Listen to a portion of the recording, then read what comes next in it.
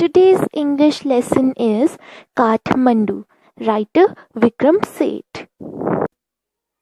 इस चैप्टर का नरेटर विक्रम सेठ है।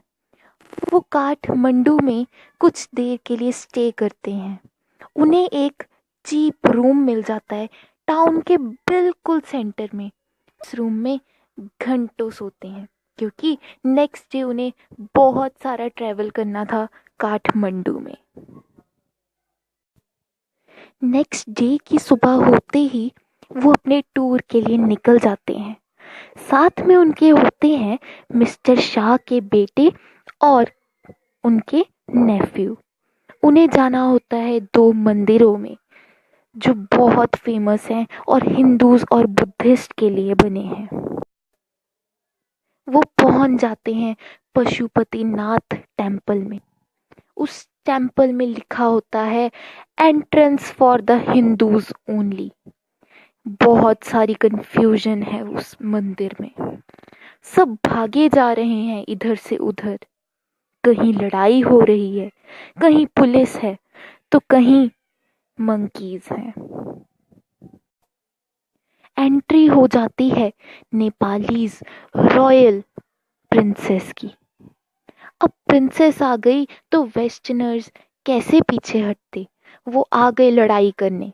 पुलिस को कन्विंस कर रहे थे कि वो हिंदूज हैं, पर पुलिस उनको देखकर बिल्कुल नहीं बिलीव कर रही थी कि वो लोग हिंदू हैं। इस कारण वहां पर लड़ाई हो गई। लड़ाई को देखते हुए मंकीज को भी इंस्पिरेशन मिल गई लड़ाई की। एक दूसरे के साथ फाइटिंग करने लग पड़े, इधर से उधर भागने लग पड़े, शिवालिंगा पर चढ़ गए। और तो और वहां पर एक रिवर भी थी जिसका नाम था बागती। उस मंदिर का सीन बहुत ज्यादा अजीब था। शांति का तो वहां नामो निशान नहीं था। एक जगह डेड बॉडी जलाई जा रही है तो दूसरी जगह कपड़े धोने वाला वॉशमैन कपड़े धोता जा रहा है। कहीं बच्चे नहाते जा रहे हैं, कहीं पर तो रिवर में कुछ पुरानी ऑफरिंग्स को डुबाया जा रहा है।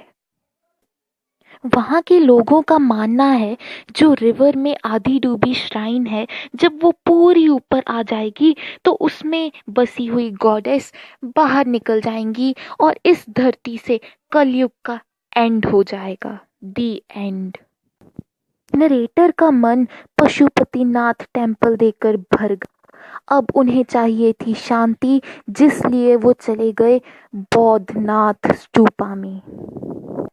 बौद्धनाथ स्तूपा में बहुत सी शांति है, कोई क्राउड्स नहीं है। यहाँ पर कुछ शॉप्स हैं जो तिब्बत से आए हुए लोगों के ओन करे हुए हैं। पर आपको मिल सकते हैं तिब्बतन प्रिंट्स, सिल्वर ज्वेलरी, और क्या नहीं यहाँ पर मिल सकता। अगर किसी को भी शांति चाहिए तो वो बौद्धनाथ में जा सकता है। ऑथर के हिसाब से काठमांडू एक विविड रिलीजियस मर्सिनरी प्लेस है। बहुत अच्छी प्लेस है। यहाँ बिजी स्ट्रीट्स हैं, शांति है और शॉप है। क्या क्या नहीं है यहाँ पे। कहीं गाने चल रहे हैं तो कहीं काउज आवाज कर रही हैं, कहीं साइकिल चल रहा है तो कहीं ऑथर खाने की बात कर रहा है। घूमते घूमते ऑथर को लग गई भूख और वो थोड़ी सी ले लेते हैं मार्जिपैन, कॉर्न्स और साथ में कोका कोला भी।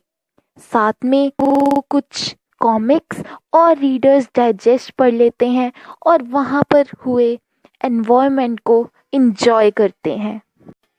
अरे हम ऑरेंज ड्रिंक्स को कैसे भूल गए। ऑथर को वो पीकर आकर बहुत बेटर फील होता है। ये सब खाते पीते ऑथर को अब याद आता है कि आज अगस्त का लास्ट डे है और अब मेरे घर भी जाना है। वो सोचते हैं अब मुझे किस रास्ते से घर जाना चाहिए। वो बहुत टायर्ड भी हैं, इसलिए वो थोड़ा सा शॉर्टकट ले लेते हैं। वो नेपाल एयरलाइंस के ऑफिस में और एक टिकट ले लेते हैं अपनी कल की वापसी की फ्लाइट के लिए। अब फाइनली वो वापस जाने वाले हैं, पर उससे पहले उनका ध्यान कहीं और ही जाता है। अब हम बात करने वाले हैं फ्लूट्स की। वो एक फ्लूट सेलर को देखते हैं, बहुत अट्रैक्ट हो जाते हैं वो उस फ्लूट सेलर को देखकर। फ्लूट सेलर बाकी सब हॉकर्स से बहुत अलग होता है। वो शाउटिंग नहीं करता अपने सामान को बेचने के लिए, इसलिए उन्हें कुछ याद भी आ जाता है। पहले वो हमें फ्लूट की 5 टाइप के बारे में बताते हैं: the reed ney, the recorder, the Japanese shakuhachi, the deep bansuri of Hindustani classical music, the clear और breathy flutes of South America, the high pitched Chinese flutes. उफ, कितनी सारी फ्लूट्स हैं। ऑथर के हिसाब से फ्लूट सबको जोड़ देती। फ्लूट बजाने का प्रोसीजर बिल्कुल सेम है, इसलिए ऑथर कहते हैं to hear any flute is to be drawn into the commonality of all mankind. इसके बाद ऑथर जाते हैं घर और हमारा चैप्टर होता है फिनिश। बाय।